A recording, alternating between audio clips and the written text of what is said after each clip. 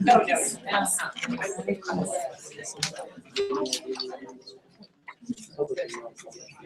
Okay.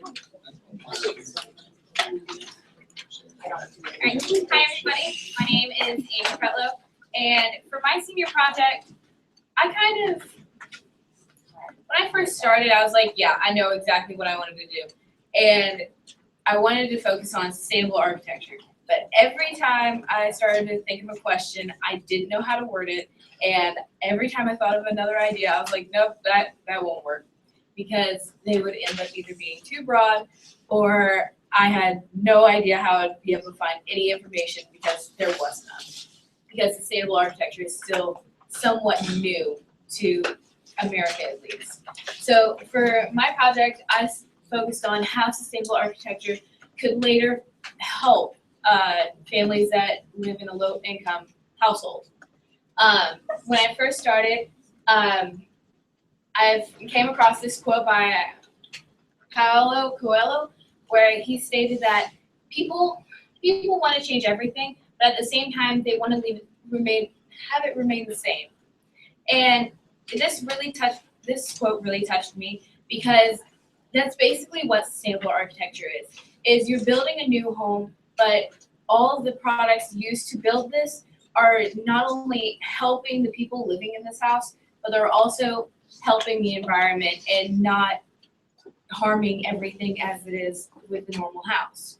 Because a normal house of today, they try to use some of the cheapest supplies that they can. And with these supplies, they end up having a lot of chemicals that can really harm everyone that lives in the house. And with some of these chemicals, a lot of people can end up having asthma, or like they end up dealing with mold and everything in this house, and it can lead to really bad illnesses and sometimes even death. A lot of low-income families in 2011, the low-income rate was up to 10.4 million families living in low-income households, and 45% of those. In 45% of the nation, all of the children, there was 45% of the children in the nation were living in these households. And a lot of children, when they live in an environment like this, sometimes they'll end up having malnutrition, or they can't focus and do their homework as well, and that can lead to another problem. And so with the low-income families, usually one out of the 5 children that live in a low-income family ends up living the same life their parents did, and living in a low-income house and basically repeating the process. And with sustainable architecture, what they do is they use some of the finest products they can that are eco-friendly and won't have as bad chemicals, or close to none, to help everybody. And they make sure that the indoor air quality is up to par, basically, due to the climate change, that there is no dampness, and so no mold will be able to come into the house, that there really is no way for a pest to get in the house unless they walk right through the door. And then the thermal stresses, such as like global warming and stuff, so it won't affect the house as bad. In the early 1900s, a man by the name Buckminster Fuller created the Dymaxion house, which was basically the very first sustainable house there was. And it kind of, I don't have a picture, but it kind of looked like a spaceship, in all honesty. It was a big oval house, and it had, he made it so that way the whole outside was made of metal, but it was still able to provide AC from the outside and have perfect circulation and not have to deal with any mold and whatnot. And with this house, he also made it affordable to where you only had to pay 5 years of a mortgage. So in 1929, the cost of a car was probably $5,000-ish. And so that would be close to the price of the house. And so in 5 years, you would be mortgage free. And you wouldn't have to worry about the upkeep of the house, or you wouldn't have to worry about having to worry about paying for that mortgage. Sadly, this idea of a home was basically thrown off to the side. Not many people really cared about it.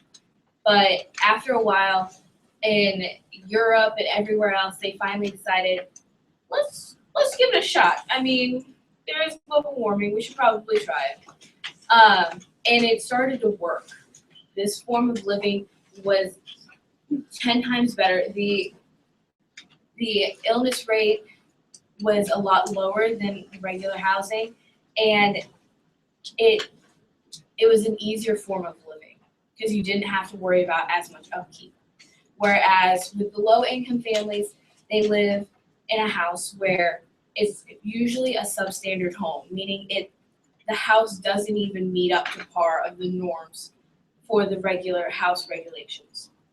And in these houses, you can usually find mold, asbestos, and all other forms of chemicals and toxins that can really harm someone. And by living in these houses, it just makes their illnesses can increase. Basically, a whole lot of illnesses can increase. I had actually interviewed a man who is now working for Habitat for Humanity in Charlottesville, and he had actually lived up in New Jersey, and he was a part of the community homes at one point. And he said that basically when he lived there, that they just wanted you in, out, go.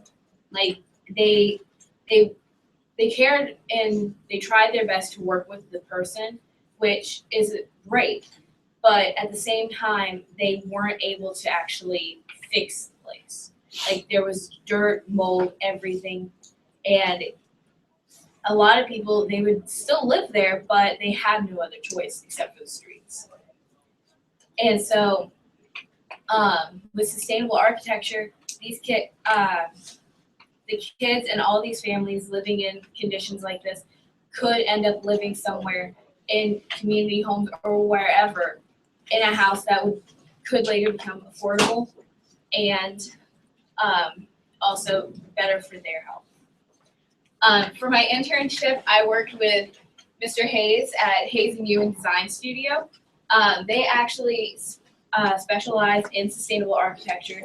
So when working alongside him, I got to learn everything there really is to know about it, like all the requirements they have to meet depending if they go off of the LEED format, which is a big sustainable architecture group, or if they just go by the regular standards. He also helped me with writing this paper, in all honesty, because when I was trying to figure out most of my information, he was like, well, if you want, here, borrow this book. And I ended up with like 5 books when I left on my first day, basically. He's like, if you read like some of these, like you'll get an idea. Like, because during that time I was still really unsure how I'm gonna find this information, especially since it's still kind of new. But he's like, here, take all these books. I don't care. But when I worked there, I basically sat at a desk, and he had me doing a lot of projects for him, like mostly research, as in finding like housing, like container living, where you basically use a big shipping container and change those into a house, which is a form of sustainable architecture. If you don't know what that is, it's actually really cool and you should look it up. And then he also had me look for other appliances that they're using for their company, for other businesses that they're working with, that they're trying to figure out ideas for, like pricing and stuff like that. One day at the crack of dawn, I had to meet him up in Charlottesville at the Lewis and Clark Exploratory Center, which they actually designed this whole thing, and the construction actually was finished probably, I think he said, by the spring of 2015.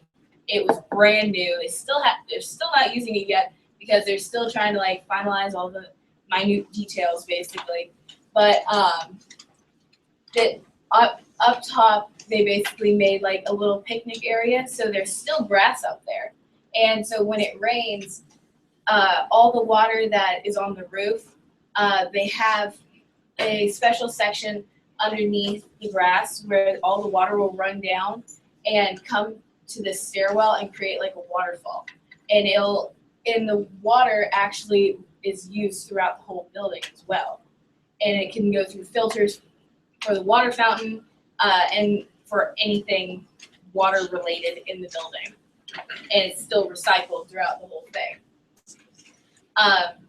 When I went here, this is really when I noticed like how far we're coming along with it. And even though it did take a while to end up like with all the plans and stuff like that to make this, it really changed my perspective on like how we were able to, like how we could end up living like this, and how we could end up like having something so like healthy basically. Like calling a house healthy, it probably sounds really weird, but it actually when you start to look at it, it doesn't sound that bad. For my community service, I worked with the Habitat for Humanity up in Charlottesville, with my mentor, Leah Combs. Here I worked as a furniture assembler, and basically I worked back here with usually about 10 to 20 other people, so it was really crowded. But all right in like these bins and everything were boxes full of different items that we basically were to assemble or try to find all the parts to. Sometimes we didn't have everything. Put them together, and all the items that we would end up building would either go onto the floor to be sold, and the money would then go to the company so that way they can either buy more furniture, or so they can start going and building a new house for their partner families. And so I would get projects like this, which for me, since it's been a while since I had to build furniture, was not as easy as I thought at first. But after about an hour or so, you finally get your final product. And also while I was there, I ended up helping a lot of other people with different types of furniture. And while I was there, it really, I was surprised. I was kind of surprised in a way, but at the same time, I was really happy the fact how many people that I had actually met were coming and helping there and were giving their own time to come and do stuff like this. And at the same time with Leah, I'm also working with her on the birthday for Habitat, which is their store's anniversary, which is June 11th. And basically I'm helping them plan everything, like, are we gonna have bands? Are we gonna like have this? Like, what t-shirt design are we gonna do? It's like all of that I'm doing basically. And that's basically what I'm doing for my community service. For my reflection, I I definitely learned that with this project, procrastination is the worst thing ever. Like, because at the beginning of the semester, I was like, okay, this should be fine. But I still hadn't heard back from anybody for an internship, and it was October. And I was like, okay, maybe I should start emailing people. Like, maybe I should get this ball rolling. And then after that finally happened, then I was like, oh, we actually have a paper. Maybe I should start on that.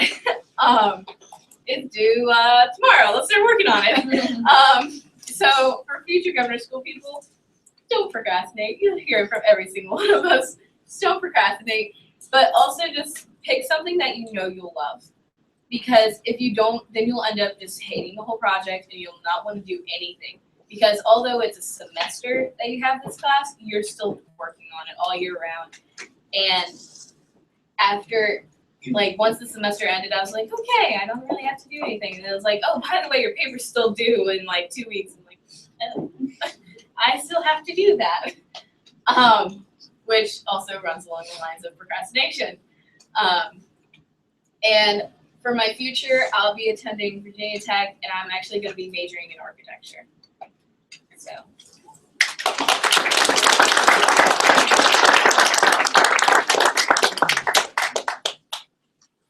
long did you work with Habitat? I'm actually still working with them. I started talking with her about planning and stuff around December. When I started doing the actual furniture assembly, it was probably January when I started. And I wasn't clear on whether you ever found a community that had been built that was sustainable for low income. I have not, mostly because the products right now for sustainable architecture are so expensive. My thought process is that if we continue to build sustainable houses, then the price could drop for this, and then these houses could later be affordable. It'll be a long process in order for it to happen, but I just got confused because you said it would lower illness and they would do better in school, but there's no actual example of that. yeah, it's more of like a future goal kind of like what it does for some people, because there are sustainable housing, but not affordable yet for low income families. Is that true worldwide, or is this just in America? I mean, are there sustainable housing complexes in other countries? As far as I know, no.